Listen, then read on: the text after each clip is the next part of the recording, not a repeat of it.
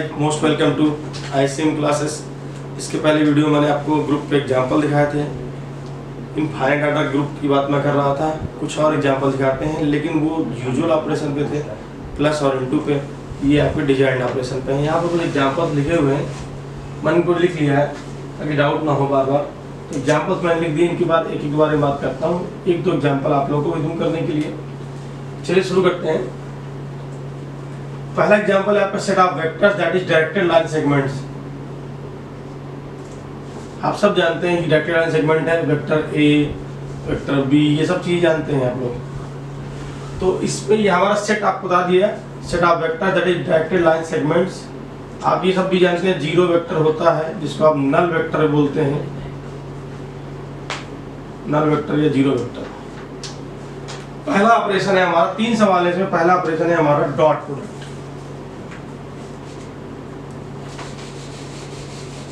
Competition के हिसाब से बहुत इंपॉर्टेंट क्वेश्चन है ये। एग्जाम में अलजेब्रा बहुत ज्यादा पूछी जाती है। मान लीजिए जैसे आपका थोड़ा एग्जांपल के लिए 100 क्वेश्चन का पीजीटी की बात विशेष तरह से करूंगा मैं। अगर 100, 150 क्वेश्चन, 125 क्वेश्चन यूजुअली आते हैं यूपी टीजीटी में, और पीजीटी में भी इतने ही आते हैं, तो उसमें अलजेब्रा का 10 से 12 क्वेश्चन आपको आराम से मिलता है। इसलिए विशेष फोकस करिएगा इस पर, और इसका आंसरिंग बहुत जल्दी होती है अन्य तुलना में। तो चलिए शुरू करते हैं। जैसे पहला है हमारा, पहला सवाल है यहाँ पर जी डॉट। मैं बता देता हूँ डॉट का मतलब क्या है। डॉट प्रोडक्ट, ताकि आप इसको यूजुअल नोटेशन ना समझें। Dot product of vectors, obviously dot product vectors का ही होता है, या इसी को आप लोग स्केलर प्रोडक्ट भी कह सकते हैं।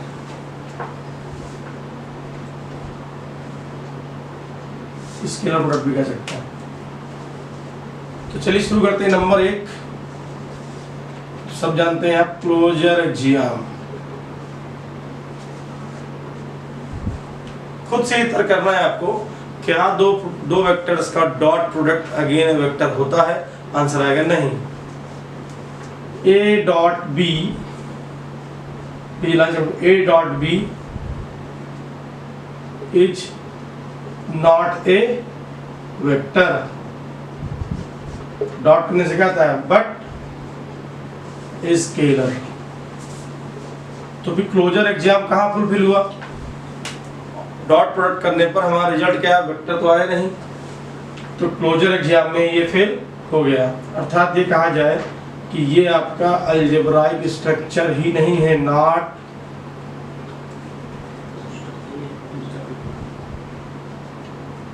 N algebraic structure. ये लीजिए, पहला सवाल हो गया आपका। आगे बात करते हैं। तो जब अलजेब्राइक स्ट्रक्चर नहीं तो ग्रुप होने की कोई संभावना नहीं है। ये हो गया आपका। अब आगे बढ़ते हैं। ऑपरेशन है हमारा cross product of vectors.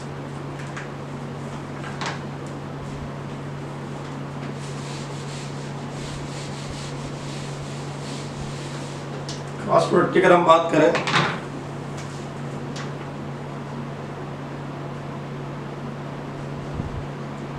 Cross product ये है आपका, ध्यान दीजिए मल्टीप्लिकेशन नहीं है, ये क्या है? Cross product of vectors. Number 1 closure exam कहता है, देखिए ए क्रॉस बी करते हैं, सबको पता है ये भी क्या आता है? एक वेक्टर सी लिख देता हूँ इसको मैं, किसको बिलोंग करेगा? जी को। क्लोजर एग्जाम तो होगा, दो वेक्टरों क्रॉस करने पर हमको क्या मिलता है? अगेन वेक्टर मिलता है। क्लोजर एग्जाम फुलफिल हो गया। नंबर 2 में एसोसिएटिविटी में ए क्रॉस बी क्रॉस सी करने पर ए क्रॉस बी क्रॉस सी आएगा।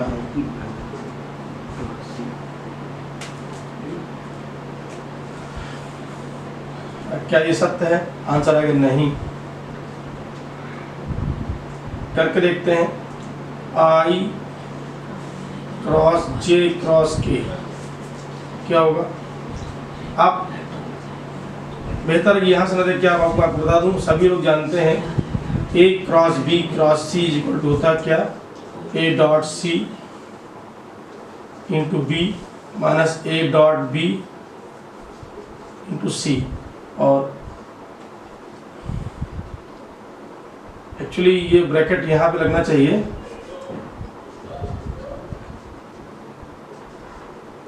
ये लीजिए। अब इस साइड की हम बात करते हैं।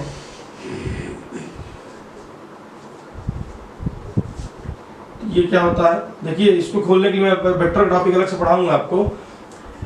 बेहतर होगा कि आप सिंगल वेक्टर को इधर की ले आए, तो जब ये इधर लाइन पे क्या हो जाएगा, माइनस लग जाएगा आपका ए क्रॉस बी, तो ये क्या हो जाएगा minus C dot B into A minus C dot A into B. तो कितना आ गया आपका C dot A into B minus C dot B into A.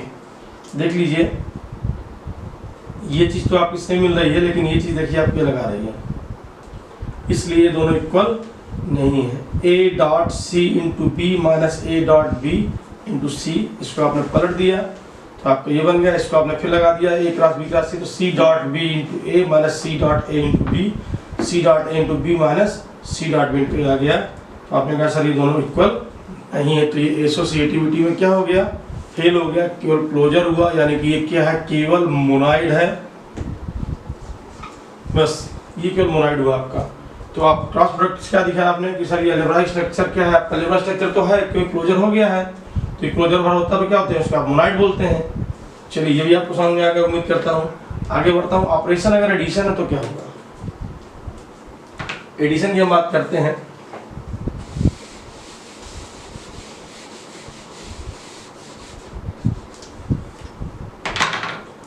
Addition की बात करते हैं तो पहला है, इस बार हमारा क्या है, ये प्लस का दिखाता है, एडिशन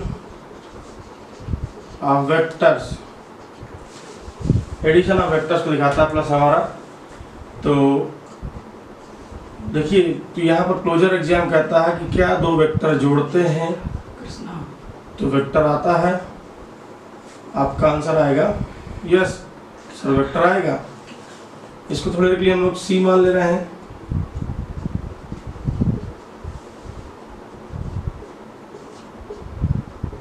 इससे लिख दिया मैंने यहाँ पर, ये क्लोजर हो गया। नंबर 2, एसोसिएटिविटी, वेक्टर्स का एडिशन एसोसिएटिव होता है, आंसर आएगा यस सर, एडिशन एसोसिएटिव होता है।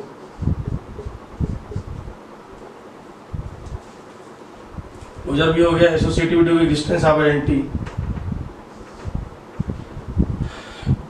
नल वेक्टर, नल या जीरो वेक्टर, तो अगर आप किसी वेक्टर में जोड़ते हैं तो क्या आएगा आपका, वेक्टर ऐसे बना देता हूँ, ठीक है। अगर आपको चाहते तो आप ऐसे ही बना सकते हैं, जीरो भी ले सकते हैं या ऊपर लाइन सेगमेंट का मार्क दे सकते हैं। तो आपने कहा सर डिस्टेंस ऑफ, और जीरो क्या है, क्योंकि जीरो एक वेक्टर है आपका, जीरो वेक्टर है आपने पहले कह दिया है, तो डिस्टेंस ऑफ आइडेंटिटी भी हो गया आपका, क्लोजर हो गया, एसोसिएटिविटी हो गया, डिस्टेंस ऑफ आइडेंटिटी हो गया, डिस्टेंस ऑफ इनवर्स। सब जानते हैं हर वेक्टर का एडिटिव इनवर्स भी क्या होता है, एक वेक्टर होता है। अगर इसका डेफिनेशन निकालेंगे, लेट वेक्टर ए का इनवर्स बराबर पी मान लें, ये सिंबल है जस्ट, इसका मतलब वन अपान ए नहीं जान लीजिएगा, वन अपान ए तो उस वेक्टर में होता ही नहीं है।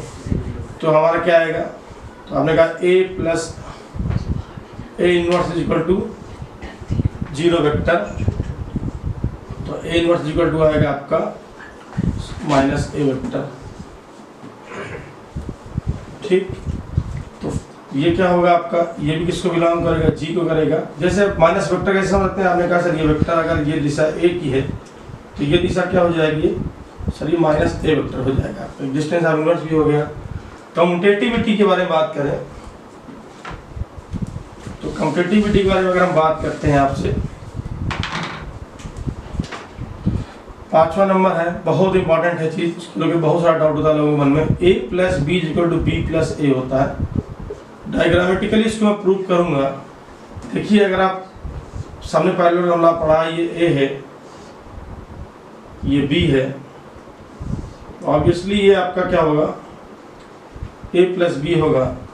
अब मुझे देखना है क्या बी प्लस ए भी आपका होगा।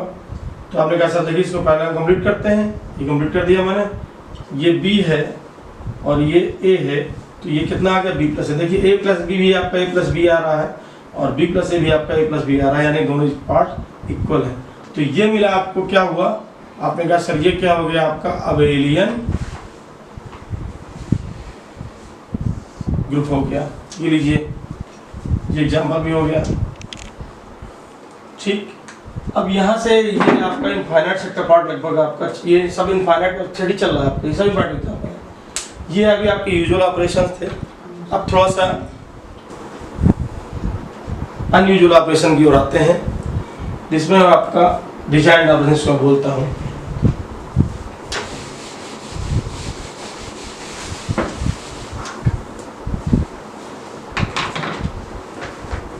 जैसे मैंने एक ऑपरेशन बनाया यहाँ पर a star b equal to a plus B plus one. Competition में आइडेंटिटी बहुत पूछी आती है, अगर मुझे मौका लगेगा तो एक अलग से वीडियो बना सकता हूँ उसका, देखते हैं चल करके जैसे आप डिमांड करेंगे। तो देखिए क्योंकि एग्जाम में इतना टाइम तो होता नहीं कि आप पूरा काम कर सकें। हाँ, एक क्वेश्चन जरूर कभी बनता है कि बताइए इनमें से ग्रुप कौन है, तो आपको फटाफट ही देखना है कि फेल्योर कहाँ होगा। किसी का 4 ऑब्जेक्टिव अगर आपको देता है तो 3 में कहीं ना कहीं फेल हो रहा होगा, फटाफट उसको देख लेना है और जो चौथा बचेगा आपको ग्रुप क्लियर कर देगा। तो एग्जाम्पल अगला है हमारे पास, सेट क्या है, सेट ऑफ इंटीजर्स, ऑपरेशन क्या है स्टार। स्टार क्या है, binary operation is defined as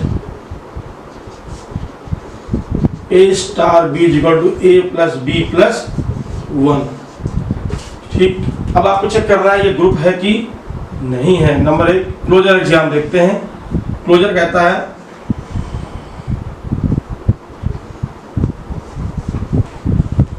आप समझिए इसको पढ़ना सीखते हैं। ए स्टार बी का मतलब ए प्लस बी प्लस वन, यानी 2 इंटीजर जोड़ते हैं फिर जो आता है उसमें 1 जोड़ते हैं। तो क्लोजर का A star B equal to आपका A plus B plus one, 2 integer जोड़ेंगे तो इंटीजर आएगा, सर उसमें 1 जोड़ देंगे तो भी क्या आएगा, इंटीजर आएगा। नो डाउट ये पूरा क्या होगा आपका इंटीजर ही होगा, इसलिए आई को बिलोंग करेगा। इस फॉर्मेलिटीज को पूरा कर लीजिएगा, बात हो सकता है जल्दबाजी ध्यान न रहे मुझे। और every belong to I. Number 2 associativity,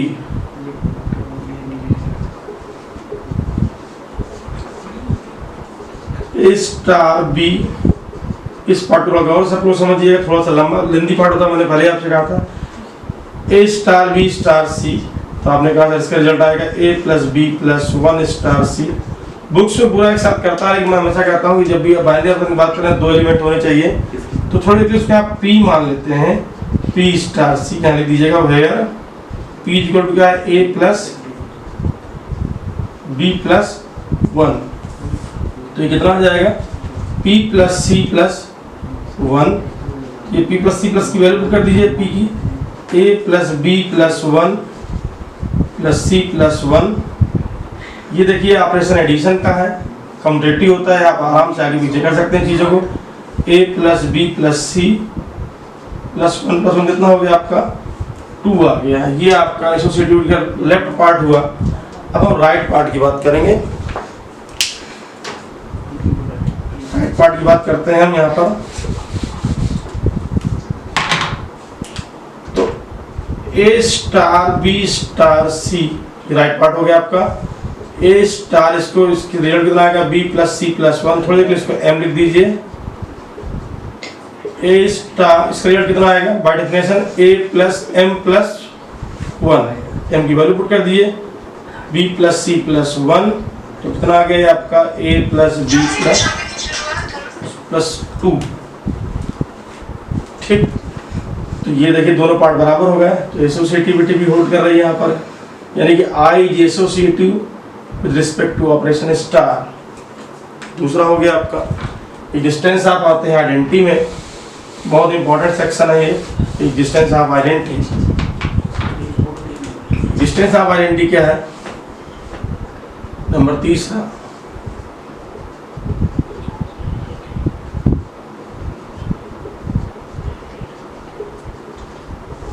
distance of identity. Identity को अगर ई से दिखाते हैं, बाय डेफिनेशन लिख सकते हैं आप, किसकी डेफिनेशन, बाय डेफिनेशन आप identity A star is equal to A बराबर ई स्टार, किसी पार्ट को ले लीजिए, लेफ्ट राइट दोनों सेम आएगा। कुछ लोग लेफ्ट और राइट आइडेंटिटी कंफ्यूज मत होइए, कभी लेफ्ट और राइट हमेशा क्या होती है, सेम होती है। तो ए स्टार ई बराबर ए गिव्स, क्या मिलेगा इससे हमको, A plus E plus 1 is equal to A. तो ई इज इक्वल टू कितना आ गया हमारा, A plus E plus 1 is equal to A, तो हमारा ई इज इक्वल टू कितना आ गया, -1। और -1 भी क्या है आपका, एक इंटीजर है, ठीक। तो देखिए ई की वैल्यू हमको आ गई, तो ये क्या हुई, आइडेंटिटी हुई आपकी। और -1 चूंकि आई को बिलोंग करता है, इसलिए डिस्टेंस आप डिस्टेंस क्या हो गया। देखिए 2 क्वेश्चन कंडीशन पूछेगा, इसकी ऑपरेशन की आइडेंटिटी क्या है, तो आप बोलोगे सर -1। ये बात की बात है कि इस सेट में है कि नहीं, आप बोलोगे सर डिस्टेंस की बात करें तो -1 एक इंटीजर है, इसलिए इसमें होगा। अगर कभी आपसे कहता कि इस आप क्या बताओ, ये अगर सेट बदल जाए, उसमें उस सेट में -1 ना हो तो डिस्टेंस नहीं होगा फिर। तो यहाँ पे ऑन द स्पॉट एक डिस्टेंस है, देखिए ये आइडेंटिटी हो गया आपका। डिस्टेंस आप बात करेंगे नेक्स्ट इनवर्स, तो -1 चूंकि एक -1 इस ऑपरेशन की आइडेंटिटी है और एक इंटीजर है, क्योंकि सेट आप इंटीजर लेके चल रहे हैं, तो डिस्टेंस आप आइडेंटिटी कंफर्म हो गया। अब बात करते हैं distance of inverse.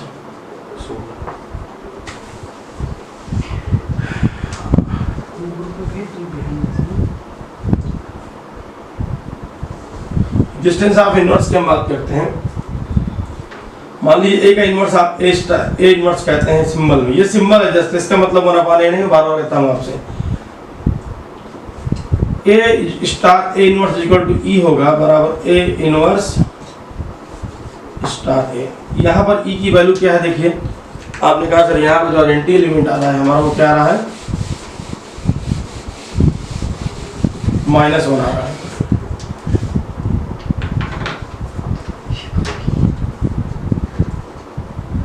A star A inverse equal to E की वैल्यू कितना, मैं एक पार्ट ले रहा हूं,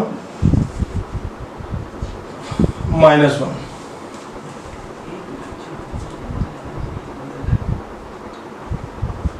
तो ये कितना आ गया आपका by definition, A plus A inverse equal to कितना आ गया, -2। ए इनवर्स कितना है, -2 - ए। ये बताइए क्या होगा सर, बिल्कुल आई को बिलोंग करेगा, for every A belong to I. देखिए ये दिमाग से मिथ यहाँ से खत्म हो जाएगा कि ए नोट्स मतलब बना पाने होता है। एक एग्जांपल लेके इसको क्लियर कर दूंगा मैं। आपकी जो डेफिनेशन थी वो थी A star B equal to A plus B plus 1। देखिए अगर आपसे कंडीशन में पूछता कि बोलिए 5 इनवर्स कितना होगा, तो आंसर कितना था, -2 - 5 आंसर कितना था, -7। ये दिमाग का भ्रम यहाँ से डाउट क्लियर कर देगा कि 5 इनवर्स का मतलब 1/5 नहीं होता, हमेशा केवल मल्टीप्लिकेशन में होता है। 5 इनवर्स का मतलब क्या कि इस ऑपरेशन के रिस्पेक्ट में 5 का इनवर्स क्या है, -7 है। अब इसको वेरीफाई करता हूँ, क्या इसको इस तरह ऑपरेट करने पर आइडेंटिटी आता है। देखिए 5 इनवर्स स्टार -7 जब आप करेंगे तो आपके हिसाब से क्या आना चाहिए, ए स्टार, क्या कर रहे हैं आप, ए इनवर्स स्टार ए, या ये आपका 5 है ना, आपको sorry A star A inverse का मतलब क्या है यहाँ पर, बोलिए ए क्या है, आपने कहा था 5 star 5 inverse, A star A inverse करने पर हमारा आइडेंटिटी देखते हैं आता है कि नहीं आता। ये बताइए 5 प्लस 5 इनवर्स प्लस 1, 5 इनवर्स की वैल्यू क्या लिखी है, -7। बोलिए आंसर कितना आया, 6 - 7। देखिए आंसर कितना आया, -1 आ गया कि नहीं आ गया, तो बताइए वेरिएशन हो कि नहीं हो गया। तो 5 का इनवर्स कितना हुआ, -7 हुआ। ऐसे कंडीशन में क्वेश्चन पूछ लेता है कि बताइए, कि जैसे पूछ लेगा आपसे कि बताइए, ऑब्जेक्टिव दे देगा 10 का इनवर्स कितना होगा ऑपरेशन स्टार के रिस्पेक्ट में, तो आंसर कितना आएगा आपका। ये आपने सॉफ्टवेयर ग्रुप में डिजाइन कर लिया, कितना निकाला, देखिए आपने यहाँ पर -2 - ए, तो ये -2 - 10 कितना आ गया, देखिए -12। अब अगर मैं 10 स्टार 10 इनवर्स को ऑपरेट करता हूं तो कितना आएगा, 10 + 10 इनवर्स प्लस 1 डेफिनेशन कहती है, तो कितना हो गया हमारा 10 + 10 इनवर्स की वैल्यू कितनी है, -12 प्लस का 1 कितना आ गया, -1। बहुत कम लोग दिखाते हैं इसको करके, ध्यान दीजिए, बड़ा इंपॉर्टेंट एग्जांपल है। तो देखिए आइडेंटिटी आ गई नहीं आ गया आपका, तो बताइए 10 का इनवर्स का मतलब 1/10 नहीं है। देखिए ऑपरेशन बदलेगा तो ये बदल जाएगा, यहाँ पर डिफरेंशियल बदल जाएगी, ये कुछ और हो जाएगा, मैं आगे भी दिखाऊंगा। तो इसकी आइडेंटिटी क्या है, -1 आपने ठीक है, और इनवर्स क्या हुआ -12 हुआ, ठीक। अगर इसी एग्जाम्पल में एग्जामिनर कहता कि जो हमारा सेट है G बराबर वो क्या है, I में क्या घटा दिया, 1 घटा दिया, तो ये ग्रुप नहीं रहता, केवल क्या होता, सेमी ग्रुप रहता, क्योंकि आपने क्या कर दिया, जिसको मैं बोलता हूँ सोल ग्रुप की आइडेंटिटी को आपने एक्सक्लूड कर दिया, हटा दिया है, इसलिए वो फिर ग्रुप नाम का क्या बचेगा, केवल सेमी ग्रुप बचेगा। चलिए 4 चीजें मैंने बात कर ली। ऑब्जेक्टिव कंपटीशन के पॉइंट ऑफ व्यू से सीधा आइडेंटिटी पूछता है कई बार ऑब्जेक्टिव एग्जाम में, और उसका इनवर्स पूछता है, ध्यान दीजिएगा इस बात को। और अब बात करते हैं लास्ट में कम्यूटेटिविटी की बात करते हैं। तो कम्यूटेटिविटी की अगर बात करूँ आपसे,